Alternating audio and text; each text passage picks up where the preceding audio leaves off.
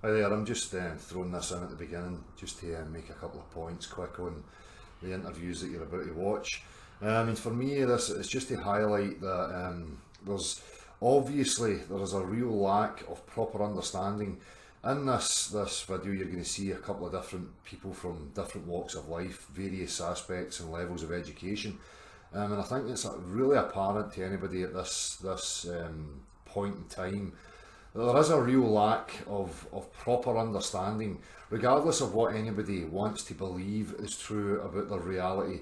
There is a real lack of understanding on the postulates, the model that's been presented to us through childhood into adulthood. And again, for me, it is really apparent. So you're going to see that here. You're also going to see that there's a real difficulty in communication with some people. This is the problem with activism and invoking discussion with us. People are so loaded by preconceived ideas and notions. They're very quick to judge. They're making pictures in their mind. As soon as you start to speak to them, they're already, assessing you and making, quick call judgments on what they think you are, what they think you're talking about. And also, they're quite willing to offer up really quickly propaganda.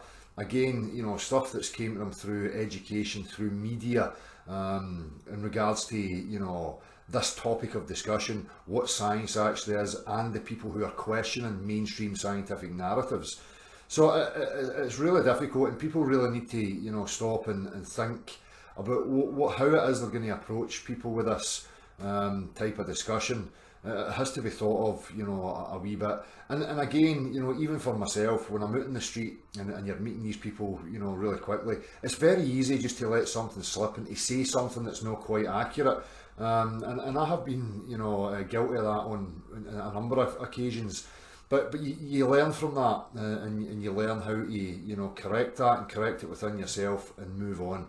So anyway, I just want to keep this short. I just want to highlight that what you're going to see here is, for me, is you see a nice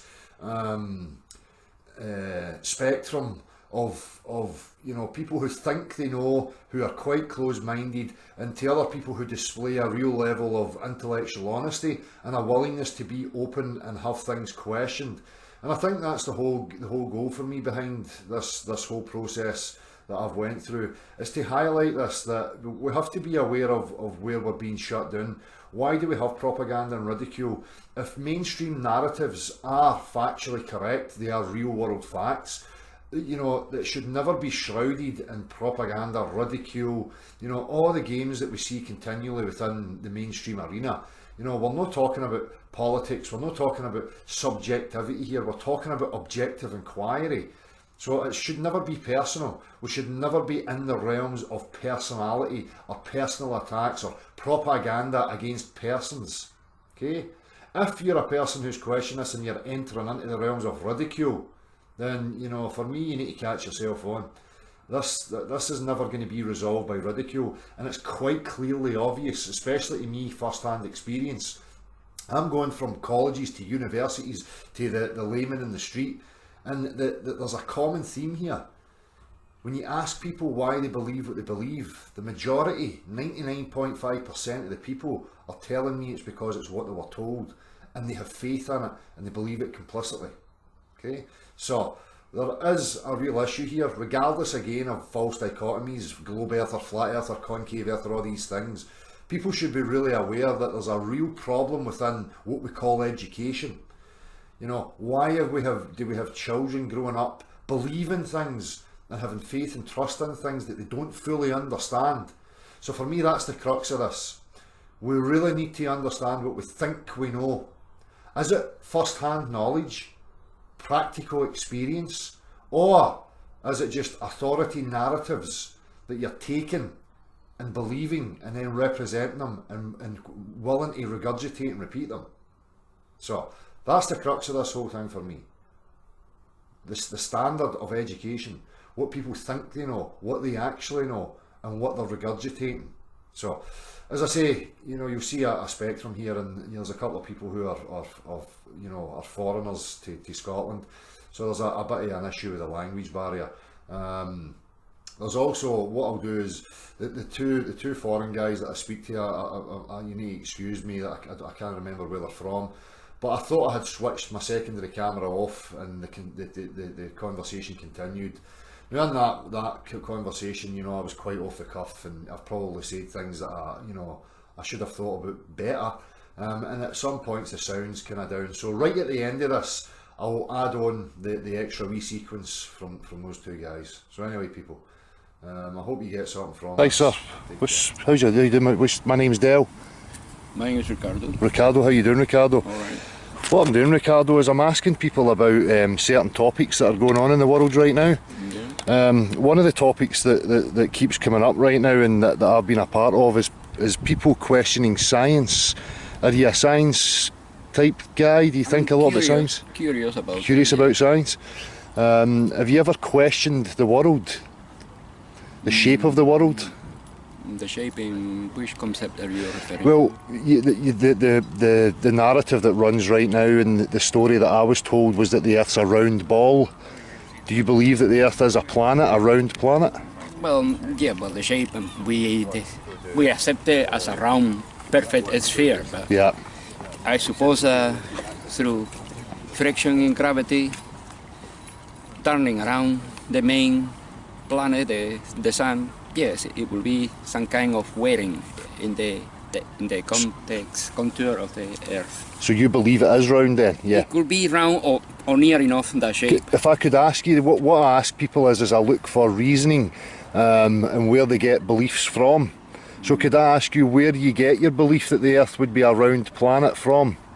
Well, part of acceptance since we were kids, what we were told, Yeah, the shape of the sphere. yeah, Also through reasoning, a little reasoning, I imagine that anything that is orbiting for as long as Earth has been orbiting, it will be, as I say, wear and tear in the contour yeah. of the rock. Probably we are not exactly an sphere, perfect, but we are.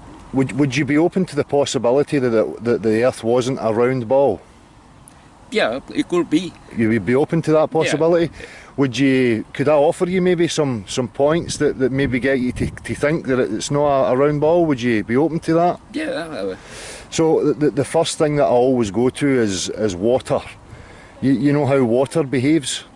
Yes, water behaves in the pressure accepted by other planets like the moon and the. Yeah.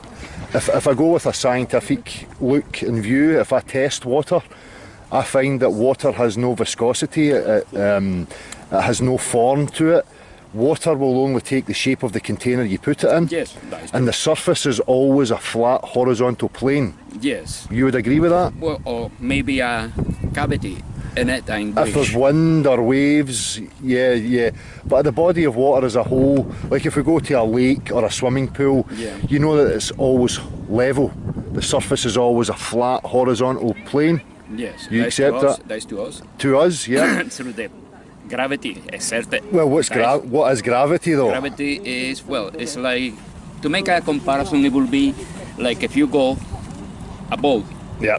Okay, a basin full of water. Mm-hmm. You push like a boat. You push the boat in by force, and it happens that the pressure continue, but it have expand. So that is why it's suspended in there. Yeah. So whatever is in there underneath is still there. But if I was to ask you just now, a ball with water on it, could you show me a ball with water on it? It will only sink to a level in proportion to what it displaces. So it displaces the water, and the water level may go up, but the water, the physicality of the water never changes. No, it stays there. It stays flat. It stays flat. So there's one thing for me that I can test.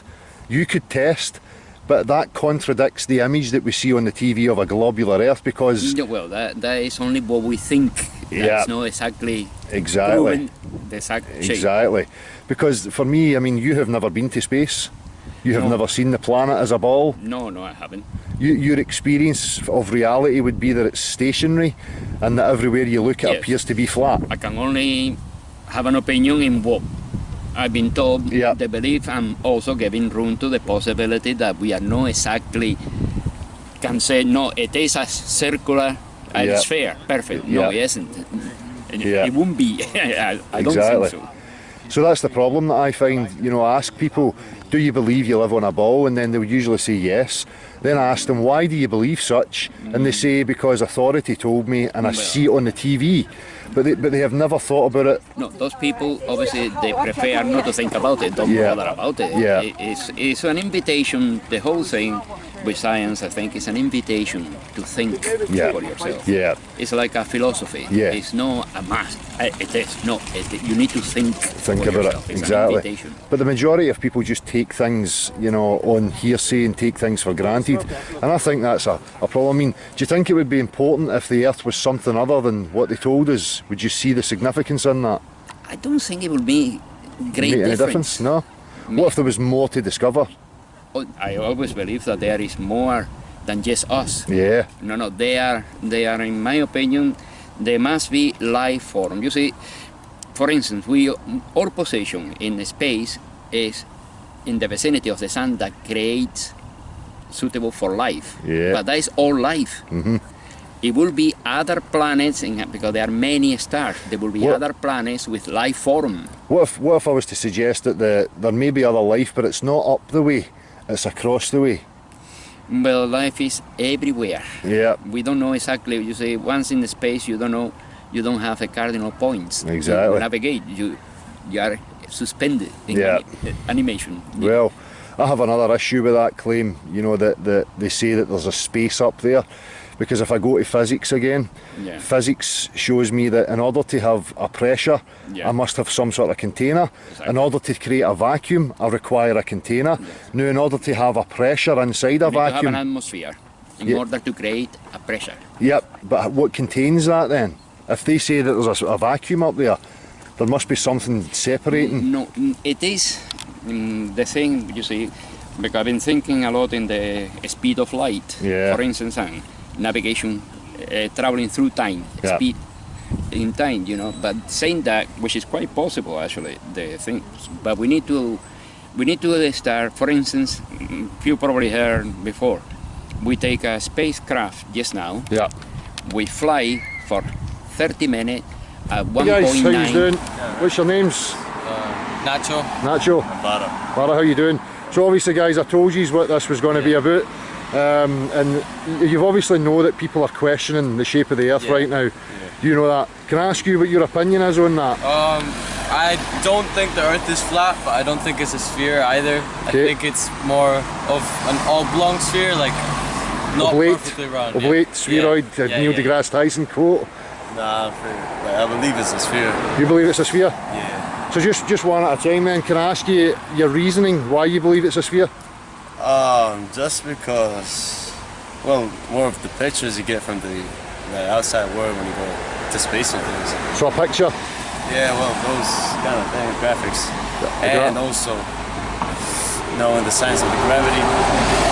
Gravity wouldn't be here if it was basically a flat Earth. So if I just offered you that back quickly for the 2 points that you made, and I said if I was to show you pictures of Superman flying in space, would you accept Superman as being real? Nah. Why? Because you've never been there, you've never met him? Yep. But you've never been to space either?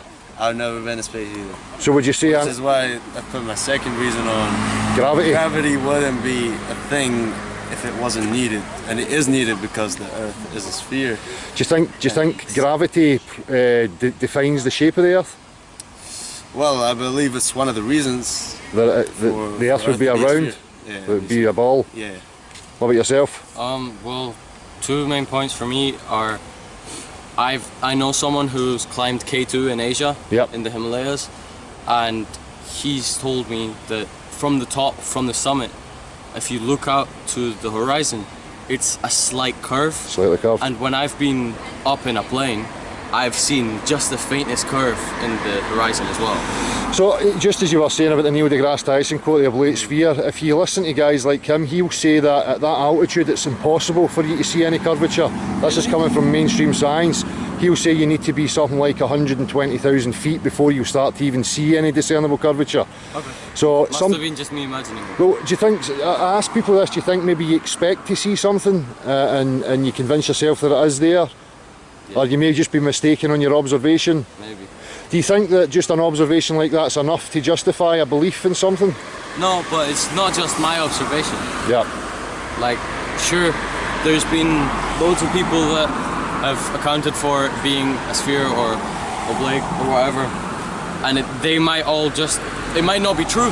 Yeah. But then again, it's what we choose to believe, and at the end of the day, it doesn't really matter. Do you think the objective world requires a belief? Yeah. You do? So if I was to stamp on your toe right now, it would require a belief that I'm heavy and I'm going to hurt your toe? Yeah. Or do you think it was subjectively true that that would happen? I mean, I don't know for sure that you're stamping on my toe. I don't know if I'm just feeling it and you're not actually. So do you think that would be something that you learned then? I guess. So what about a newborn child that's in a car accident? What about it? Well, it's going to be affected by the physicality of the impact. Yeah. So that's an objective reality that's not subject to opinion or beliefs. No, but if the child is small enough, he won't remember the car accident. So But- he'll just know his entire life with his life being affected by that. Yeah. So there's a difference between subjectivity and objectivity. You know, objective is the world that surrounds us. That's the physical laws, Yeah. the substances. They're no subject to my beliefs or my wishes. So anyway, guys, I'll just jump quick. So I know that these are busy. What do you think of people who the question the shape of the Earth or refuse the claim that it's a globe? Do you have an opinion on them? Do you think they're quite right to question? Sure. Yeah. Just What trust yourself? anyone. I mean, yeah, it is, but at the end of the day, as he said, it doesn't really matter. We all live in the same place. You know. Yeah. What Just live a life. what if there's more to the Earth than what we think though? Would that not be important? Well, yeah, what? Would be. Yeah. If there's other areas, maybe other things that we don't know about quite yet. Yeah. That would be important. That would be important. Would be important. So that's a curiosity for me. What do you think then? Do you think it's justified to ridicule people who question the shape of the Earth? No. No? I think they're quite within reason to do so. Yeah. Excellent. So I don't want to keep these guys. I would love to offer you up some things that I think are true that you may trigger your thought and having a look at it further. Would you be interested in hearing any of that? Maybe another time. Maybe another time. Thank you guys. It's been a pleasure speaking to you. Thank you very much. Cheers. Cheers guys. Thank you.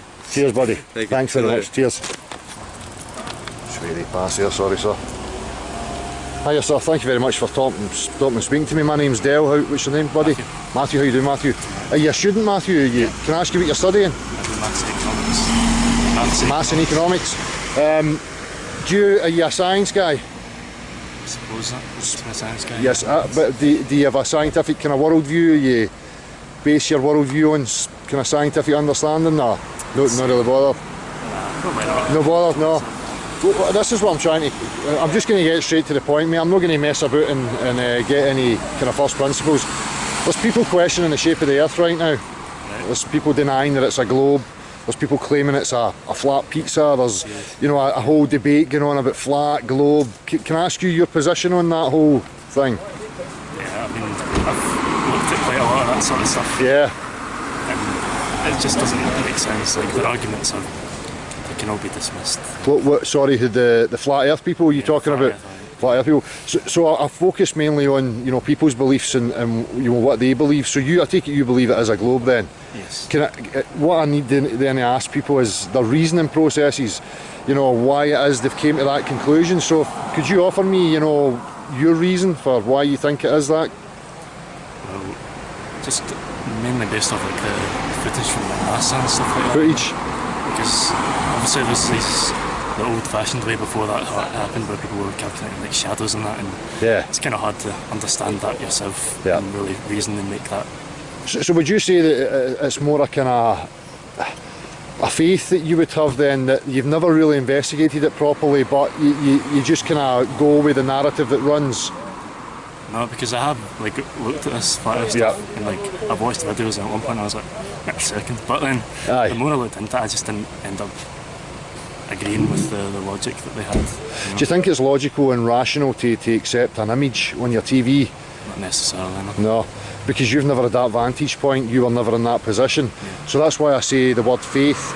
You're having to invest. It's like reading the Bible and our disciples from a particular religion telling me that they've got storybooks from thousands of years ago and that they complete.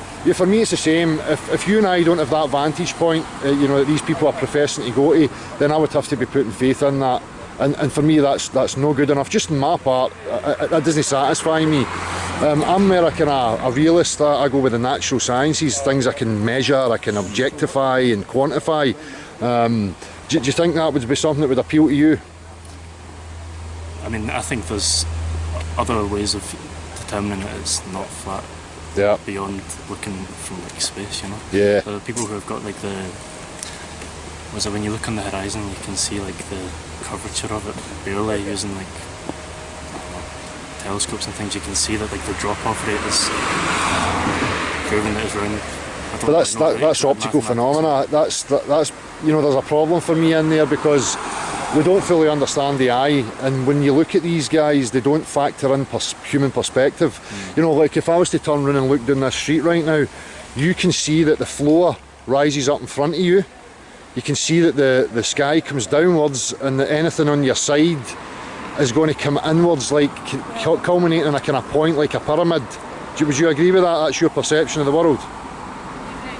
Well, if you're looking along that street, the street looks as if it's coming up to meet the middle of your eye level, doesn't it? It does, doesn't it?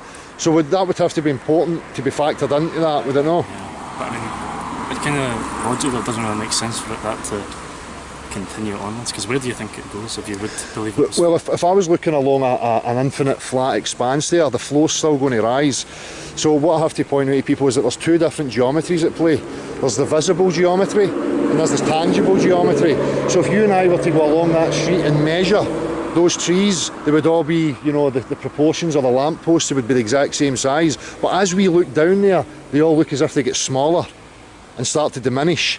So there's two different geometries at play. There's how you view it, and there's actual measurement of it. Does that make sense to you? Kind of, but so that's a bit too theoretical to try and piece it together. Exactly, but you can understand what I'm saying, though, can't you? And if that's part of your vision and your perspective, then you would have to factor that in. Do you agree? I suppose, but I think that is factored into. You think it is, but it's no. That's the problem, you know. Sorry, I've got. Are you? I just want to ask you a question. What's that? Right. See, if you think the Earth is flat, how when you go in one direction, if you keep going, how you get in the same direction after that? What, a straight line? Yeah. Have you ever done that? No, but that's proven. Who proved it? I don't know, but You're watching too many conspiracy cats and Simon Dan on YouTubes. Stop listening to these people. That's ridiculous. okay, what's your point? If you go into Australia and then you just end up being. Yeah, that's what I was asking as well. Like, if you go in a straight line. What's gonna happen when you start walking straight line? Well, I've not met anybody that's walked in a perfect straight line for thousands and thousands of miles, or travelled in a perfectly straight line for thousands and thousands of miles. Not perfectly straight line, but like kind of roughly straight line. If you go just straight. Well, if I was on a big enough arc and you were a central point, just for an example, if it was a big enough arc and I walked round you like this, I would end up back at the same position. Yeah, but that's does that mean that the road's round? No, but that's not straight line. But you could perceive it as a straight line if it was a big enough arc. It would be so subtle to you. Yeah, that's how it seems flat when you're looking at this way, but see, this is when it. It's huge, then but this is the argumentation point. This is the point that they keep coming out with. You know, it's backwards and forwards, and this is what I'm trying to say about visible perceptions are no enough. You know, seeing something's not the same as measuring something. If I said to you, right, the tree at the bottom of the street, measure it for me with your eyes right now, do you think you could achieve that? Right, so you'd have to go to it and measure it tangibly, wouldn't you? Yeah, so that's the difference. So a visible phenomenon has to be quantified in order for it to be accepted as, you know, a real world fact for me. People taking images are looking and just making assertions about stuff. That's no scientific as far as I'm concerned. So I understand what you're saying about the straight line, because I've heard this, you know, about the globular earth, and they'll say that only happens at the equator. If you go to the equator and you travel in a straight line, you will end up back where you started. But I've never met anybody who's done that, and I've never met anybody who's went in a straight line right up over the top, right round the back, under the bottom side, back to where they started again either. Okay, like, see if you go to, see if we're here and USA is there, right? And Russia is there. If you go like that, you end up in Russia. How? What do you mean, going on a curve? Yeah, just Well, they call them go to USA and you continue the same way. You continue in Russia eventually. How can you do that? But they travel in great circles.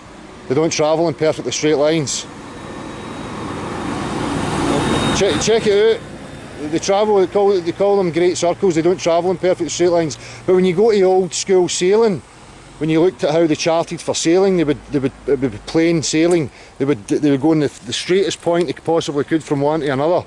They never travelled in circles. Could I just ask one more thing? Go for it. In old times when there were ships with sails, gigantic masted ships, Yeah.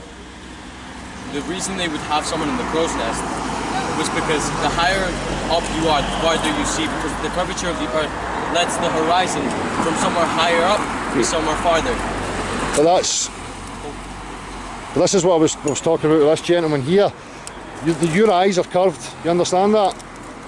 So right, I'm going to make the same example right now as we look down that street. Yeah. How would you describe the floor? What's it doing? Getting smaller. But what's the floor doing? Getting thinner. Is it staying down there, or is it rising up to meet your eye in the middle? Rising up to meet your eye. Right, okay. So your eyes are subject to the angle that you see things at and how light enters your eye at an angle. This is why I'm saying to this chap, it's important that we understand and factor in how the eye works when we're talking about visible phenomena.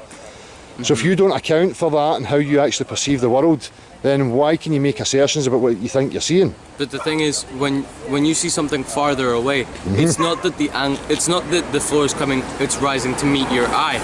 It's that the distances are so much greater from there to here, that when we look up, it's such a big distance if we were closer. But why is the floor rising up to the middle of your eyes if the floor's curving downwards away from you? It's not. If we were perfectly parallel with the floor, we would see a straight line. The floor would not move. But since we are above the floor, then it rises up to meet us because we essentially are looking down.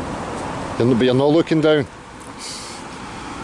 If we were at floor level, the floor wouldn't cover our eyes. It would stay a perfectly flat surface for as far as we could see. Yeah, but eventually things become so small, and that there's no resolution to the eye. You can't resolve things anymore, so they become blurred.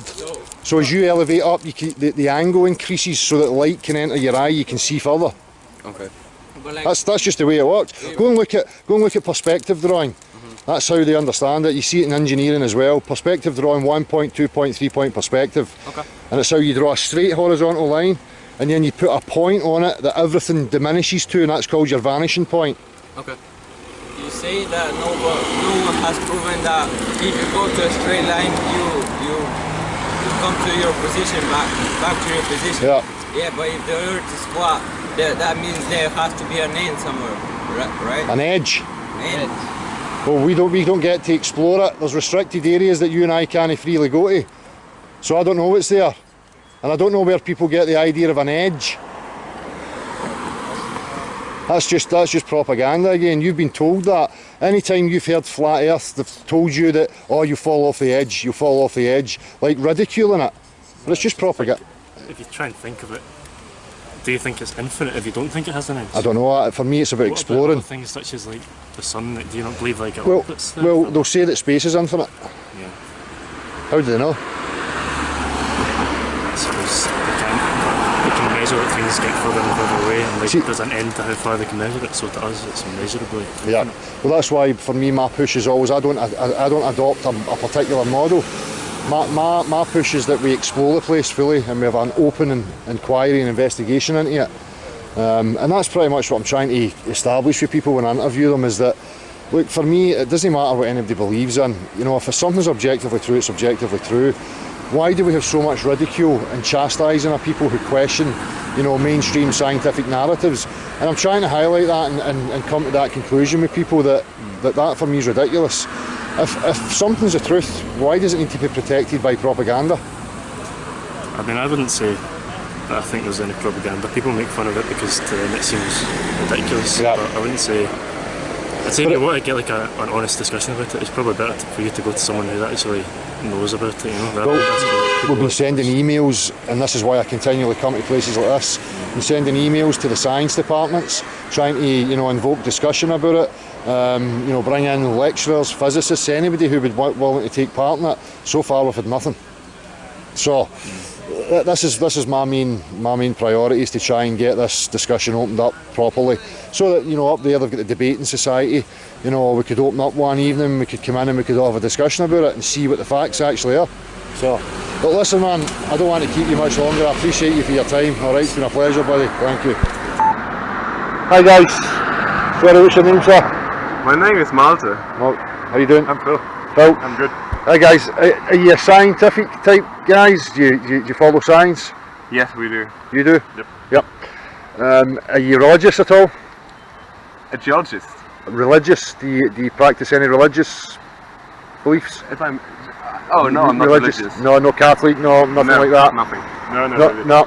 So your worldview based, would you say, on the scientific consensus, or do you have your own worldview?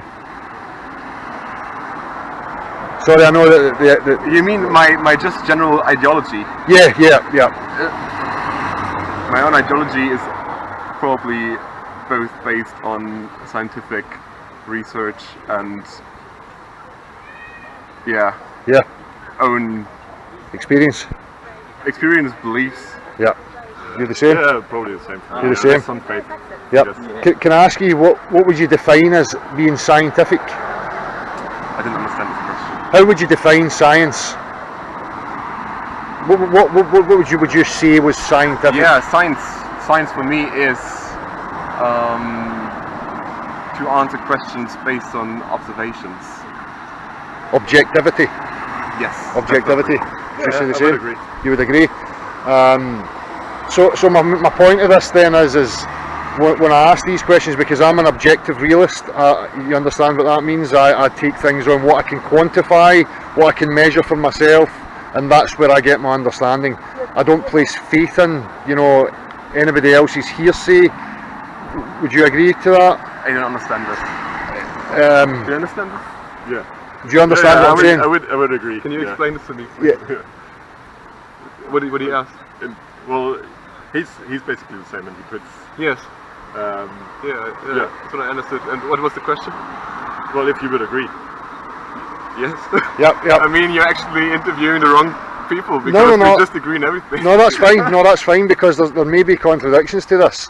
When I ask you this question, then, have you heard of people questioning the shape of the Earth? Yes. Yes. Yeah. Yes. What do you think about that? It's entertaining. Entertaining. It's very entertaining. Yeah.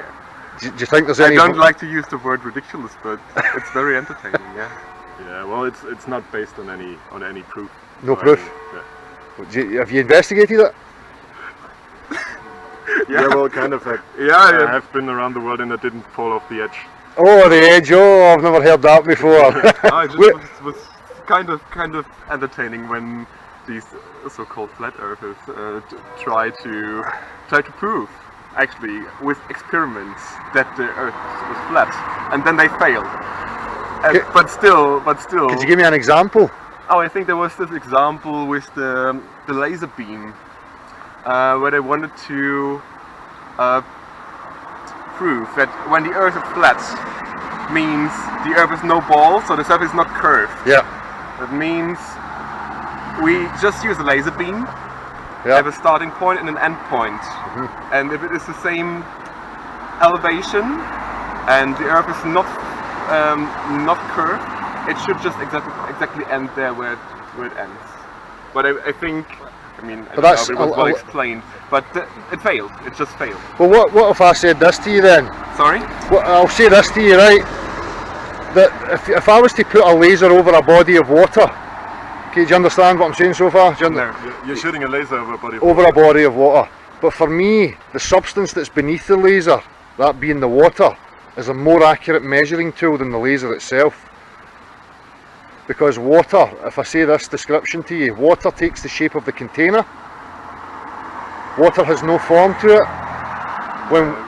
When water fills a container, it takes the shape of the container, and the surface is always a horizontal plane. It depends on the... I mean, we have also the tides. You should not forget about the tides. So the moon also works on our water surface. Yeah. So if we go back to the substance of water though, if I was to say, right, you know, do you understand the word level? What does the word level mean? The water level. Level, what does that word mean to you? Level. Means straight? Yeah, well, it's a certain height. Yep, and it's no deviation from that point. So if I start from one point to the other point, it's the same elevation. Yes. Yes, that's what level means. Yeah. Yep. So if I was to start here building a canal 50 miles long, I would start here, I would make the wall level, and I would continue to build it level over a 50-mile stretch. Yeah. Then when I fill it with water, the water will show the level line the whole way of the 50 miles. No curvature. Well, it depends on the scale which you're looking at. If you're 50 miles should be hundreds of feet of curvature, but it doesn't exist in reality. Depends on your terrain you build your channel on. But if I start, and then if you for example look at the 0 points, like water level of the ocean, yep, that's in different elevations all over the world. Yep. Yep. So I mean, if the Earth would be flat, it should be the same 0 point, which it isn't. At any given time. But tides is a different discussion to the physicality of the actual water. We're talking about the physical, you know, behaviour of the water itself. You know, water, it can't support sheer stress. It has no viscosity to it. Well, it has some viscosity, but very minimal. Yeah. Yeah, and at a small scale, you get a meniscus. On, you know, over the surface, you get a surface tension as well. Yeah. But as we scale it upwards, it's a definite physical form that it has, and I can't seem to break that. So, you know, when people are saying they're using lasers over water, I think that's ridiculous, because the water's more accurate than the laser. No. Well, why do we use it in construction? We use water to construct level everywhere. Yes, but we also use laser in construction because if you use further distances, it's more accurate than water. No, water's more accurate over, if you check it out, a laser's only useful for short distance. Water is more accurate over greater distance. Whoa. Because a laser's subject to refraction. You can't account for it over a distance. Polarize it. Yeah. Because it can polarize it, and then you have a very accurate beam of light. Yeah. So anyway, they use lasers to communicate with the moon. With the moon. Satellites. We can shoot on the moon, and it comes back, and we measure it. Yeah. So it's damn accurate. Well, listen, guys, we could stand here and we could discuss this for hours and hours. The main thing I just wanted to capture was your honest opinion, you know, about, you know, people questioning it, and obviously you think it's ridiculous. Do you think it is ridiculous though that people question, you know, things that are being told to them? Do you think they're quite right to question it? Well, I think a critical human being should always question, should not just accept. However, well, your questioning has to be based on scientific observations, I guess. Yeah, exactly. So that's what I'm trying to show people. That's, for me, it is based on that. So, guys, I really appreciate your time. Thank you very much. Thank you, man. Cheers. Sorry, I can't even shake your hand. Sorry, what's your name, buddy? Jamie. I'm Jamie. Jamie, I'm Dale. How's it going, mate? Not bad, not bad. I say to you, obviously, that this was about, you know, people questioning the shape of the Earth and science. Are you a science type guy at all? I probably lean more towards science than religion. Religion. Mostly. Yeah. Do you think science, you know, should be there as a worldview?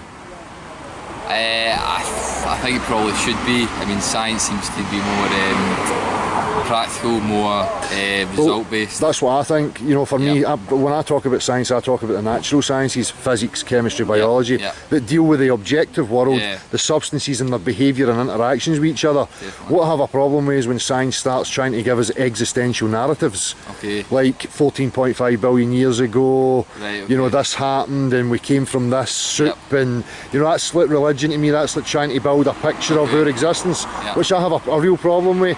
I'm always a practical guy, you know, I'm only interested in advancements and how does this substance interact with that, how can that benefit our lives, how do we move forward for it. So would you in agreeing then that I would agree with that? I don't really know enough about the science behind how 14.5 billion, I don't really know what the proof is behind it. So I would really. Well, for me, I can just say this to you. It's up to you whether you check it. It's conceptual. It's based on circumstantial type things, and that's what I'm saying. It's like offering up a postulation and then building a narrative to kind of fit the postulation, bring funding in, continue the funding to pursue a particular avenue, and I have a bit of a problem with that. That doesn't really sit right with me. People are free to believe in whatever they like, but for me, again, I'll point this to you. I don't do beliefs. I don't know about you. Okay. If I can't understand something by knowing it, like experiencing it, it's no use to me. Okay. Do you understand that point of view? I could see where you come from. Again, I'm not too. I'm more like to see something in front of me with sort of results before I would want to make any judgments. So you'd be like me then if I says you're a realist, a direct realist. Probably more a realist than that. So if I says to you, look, I'm going to show you pictures of Superman flying in space, I'm going to show you pictures of the Loch Ness Monster, and I've got millions of them, would you believe it? No, I would have to see it. You want to experience it yourself. Perfect. Yeah. So based on that premise then, right, this is my point. Right. Do you believe the Earth's a round ball? I suppose, based on what I've just said, I would have to say that I don't know, but I mean... Reason being because... just because I've not seen it, but I mean... Or experienced it? I've not experienced it, no. I want to say yes, it is a round ball because of past science, but I suppose saying what you've just... what science would that be though? I don't know, that could be... Is that... If I was just to butt in and say, do you think that you've just assumed it to be true because everybody said so? Probably. That's the point I'm trying to highlight to people, because it's disturbing to me, the amount of people that just complicitly believe or implicitly believe in things that they've never properly investigated. And that's what I'm trying to highlight. It's and then ask people, well, if you believe it, give me a reason. And the majority of people are saying, I've seen it on the TV, my teachers told me. And I'm like, I suppose that's just what everyone believes, and that's what you're sort of taught to believe. So until you can prove otherwise, then I suppose there's no real way of knowing. Well, I don't know, maybe what about like the pictures from ships and astronauts and stuff like that? Is that not? You ever seen Superman movies? You ever seen space movies? All looks the same to me. And I'm seeing it on a two-dimensional screen. So it's like, if I put my faith in that, what am I going to believe in next? I seen a video the other day, and it was a comedian, and as he started to talk like Arnold Schwarzenegger, his face changed in front of me into Arnold Schwarzenegger. So advancements in visual technology have really, come on leaps and bounds. And I've got a real scepticism for anything I'm seeing on the screen. Again, I always come back to it, can I measure this? Can I get this and quantify it for myself in front of myself? And then I'll accept it as being part of my reality. So when it comes to the globular Earth, I've had a real struggle. I can't find measurable curvature. I can't find proof of motion. I can't find, my main one I always go is that bodies of water don't bend. Bodies of water are contained, and the surface always finds equilibrium. It's always horizontal. We use it to construct. If I was to build a canal 50 miles long, from the starting point to the end point it'd be perfectly level. No curve. No. If there was a curve, I would have to account for it. When you get into engineering and construction, they're not accounting for curvatures. No. They're using plane geometry. I suppose I can definitely see where you're coming from. It's not something, again, I've really, probably maybe wrongly, not have gave it enough thought, but... Do you think it's because you don't think there's any significance in it? It's not important? To me, not from really, I'm not too much of a scientist, I don't really do sort of experiments. Do you question your life? Do you question living? Do you question what this is about? Not really, no. No, you just go with it? I just go with it. I'm a pretty laid back guy, I'm not very spiritual. Maybe that's, but I don't know. Does it need to be spiritual? I don't know. I don't know. I think everyone has different thoughts on what is the reason why and why people do things and why people measure things like curvature and stuff like that. But for me, I don't know. Maybe it's something to give more thought about. What if I say this to you just as a wee analogy, right? Just to see if it maybe gets you thinking. You know, we farm animals. And we put a fence around animals to keep them in so that we can herd them and we can utilise them for our benefit. What would you think would happen if you done that with human beings? If you put a fence around human beings or a wall around them? Do you think a human being would have the tendency to go, I'm going to try and find out what's over that wall? Definitely. I think Whereas an animal just gets to it yeah. and then goes, I can't go any further, and accepts the parameters that it finds itself in. Maybe that's a good point. So if you go one step further with a human and you tell them they're on a spinning ball, there's no way after that. There's nothing else to discover. You can't go anywhere, you're stuck here. So psychologically, you're constrained and you're confined. Do you understand that analogy? I get that, I get that. What if it extends further than we think or what we've been told? And there's other things there. I know, it is interesting. I could definitely see why people would want to explore that and see what sort of where that goes and what it would be to. And there could be a possibility. Could be. Aye. There's no reason to rule it out, I suppose. Yeah. So what I want to do is leave you with a couple of seeds. Okay. That's my whole point, is I'm here trying to invoke discussion and see if I can plant some seeds in people, because for me it's important. People should be questioning where we actually are instead of taking it for granted, because if we don't know where we are, then everything that you call a life for me is delusional, because it's not connected to something objective, is it? It's just an idea. This structure that we're living in, the things that we chase and we pursue, they're ideas. They don't have anything rooted in any real meaning or anything objective. Do you agree? So a couple of seeds. I says to you, the water thing, you can test that. You can go home right now, you can look at that substance. No viscosity to it. It does not support shear stress. You can't bend it around the shape of objects. It will fill the void, the container, and it will always form an equilibrium surface, equal in every direction. The other point I would make is that they tell you space is a vacuum. We live in a pressurised environment. Physics, again, practicality, reference. In order to create pressure, you need a solid containment. In order to create a vacuum, you need a solid containment. Now, in order to have pressure and a vacuum next to each other, you would need a solid membrane between the two of them. Because if you don't, the higher pressure will instantly move into the lower pressure region. So if we really existed in a vacuum, we would have no atmosphere. We wouldn't have air to breathe. Everything you observe, you don't feel motion. When you look at the horizon, it's a flat horizontal line. When you look out to the sea, the water's flat, your perception of the world's flat, you're no feeling motion, and there's no scientific measurable proof of curvature or motion anywhere. So if it ever tickles your fancy again, you maybe sit and think about it tonight, then good. No, because for me it's important. That's fair enough. Definitely. Excellent, man. It's been a real pleasure speaking to you. Okay, Alright, buddy. Alright.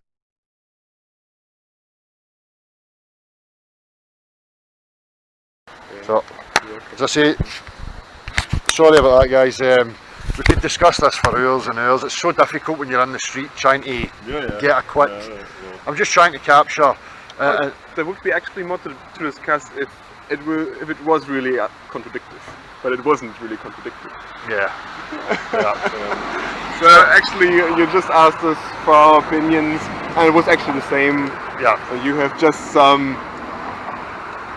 like definition of accuracy things, but that's engineering knowledge. See, that's it. Engineering, they use Euclidean plane principles. You know who Euclid of Alexandria was? Euclid. Euclid, you've heard of Euclid. All Euclid's postulates were based on plane geometry, planar geometry. Euclid was the one who with the wells who caught. Straight lines, a straight line. Caught the sunlight in the. No, that's Eratosthenes. Damn Eratosthenes. But he was the first guy in wasn't old Greek, wasn't he? Greek. Proving first time that the Earth is curved. Well, it's under assumptions, because you have to make an assumption first that the sun is a set distance away before you start that experiment.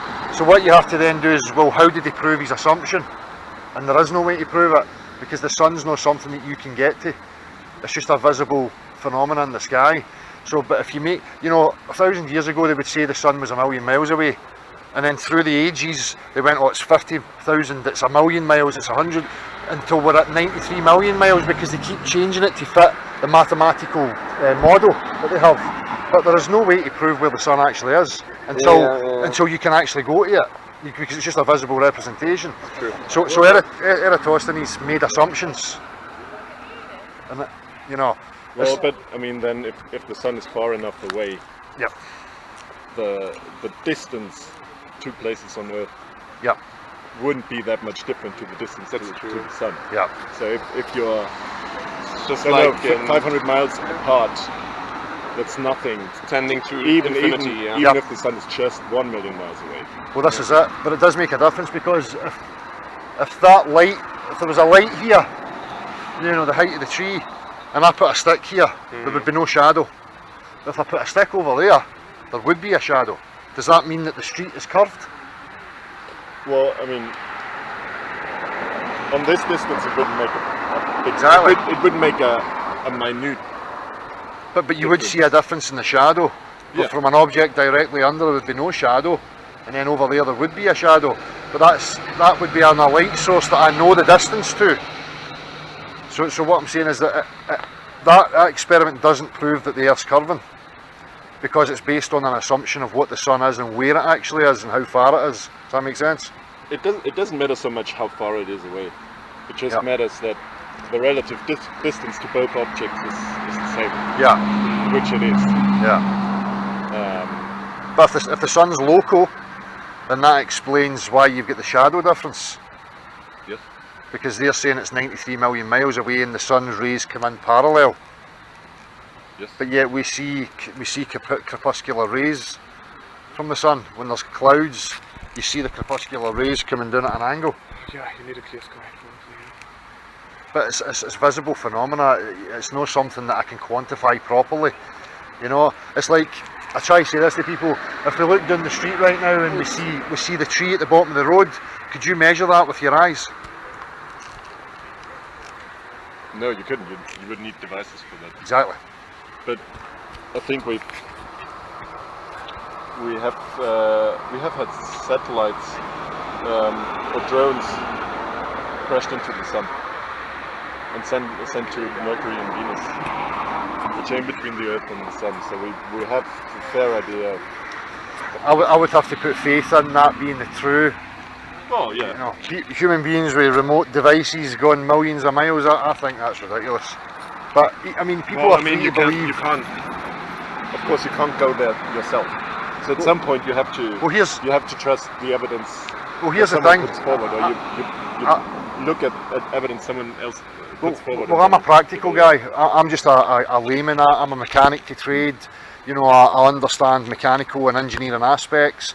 I understand the substances and how they behave. So when I initially looked at this and they told me that space is a vacuum and that we live on Earth, which is a pressurised environment, so we live in air pressure, I had a real problem with that, because if I go to physics, real demonstrable physics, first and foremost, in order for me to create air pressure, I need some sort of container. Hear me out, in order for me to create a vacuum, I need a container. Now, if I was to put those two systems together and remove the wall, they would just immediately equilibrate. The high pressure always moves to the low pressure region 100% of the time. That's physics. Well, but they're telling us that we exist in a vacuum with a pressure with no membrane between us and the vacuum of space. That's no real. No, I see what you're saying, but there is a membrane to some extent, which is gravity. Which holds back the atmosphere. If there was no gravity, then of course you would have the unlimited exchange here's the two thing. systems. Here's the thing, though. I understand gravity is two things, okay? Newtonian and Einsteinian gravity. Einsteinian gravity is totally different from Newtonian because of this reason. Just as you say, the membrane would be gravity holding it. So would you then say that gravity pulls it inwards? To some extent. Do you know that there's no force? There's no force as pull. Pull does not exist as a force. What is pull? No, well, pull. So no, but it's so every two objects have a force towards each other, depending on their mass and their distance, and a force that drives them apart. Yeah. And at some point there's an equilibrium between the different, and that's also why we have in our atmosphere we have like heavier gases. Yeah. At the bottom. That's pressure. Of the atmosphere. That's pressure. That's because which is created by gravity. Yeah. Well, weight, mass also creates pressure as well. Because of gravity. Well, you see, this is I don't deny that there's something that gives us direction. But the problem that I have is when they say gravity pulls, because pull, there's no interaction with a pull. In order to create motion, the laws of motion show that a pressure push is what makes motion happen. So when people say pull, like if you put your finger out like this, and you take me towards you, you would say you pulled me towards you. Yep. Yeah. Do it again. Where's the pressure?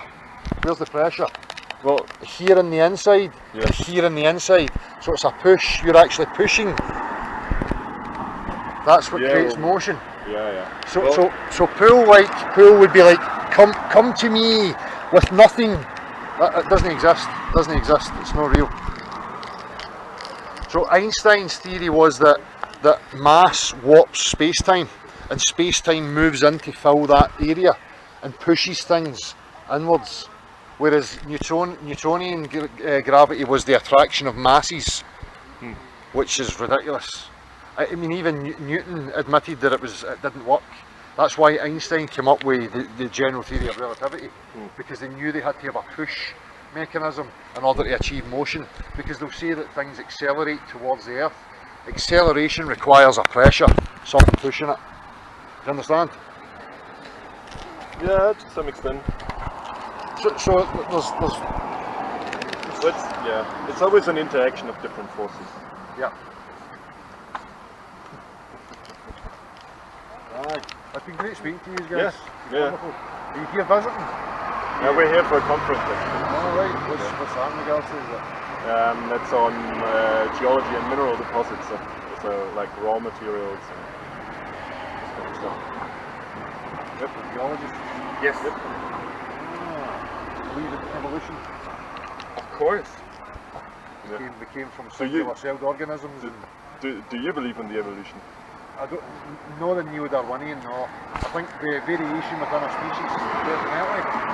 But I don't believe the whole neo-Darwinian concept that, we came from soup and, from a soup? Well, that's what they say. Abiogenesis. It's not. I mean, that's not fixed.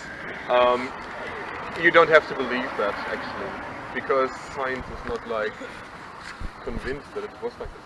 The problem there are certain. I mean, I think last time when I looked into a book, there were like 4 different theories presented how the first piece of life could have formed. But I mean, you don't. I mean, it's just even at that. Try to imagine something, and as long as you don't know, you have to think of something. Exactly. So that's my problem. I looked into it. The abiogenesis, you've heard of that? That's the term for the first part of life. But where does the new information come? How does it get new information?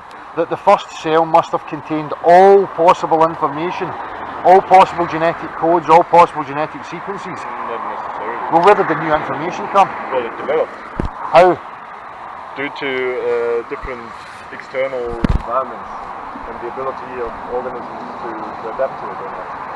I mean, for example, if you look at the human species, we tend to grow larger and larger because we have more food, better living conditions than our ancestors had 200 years ago. Yeah.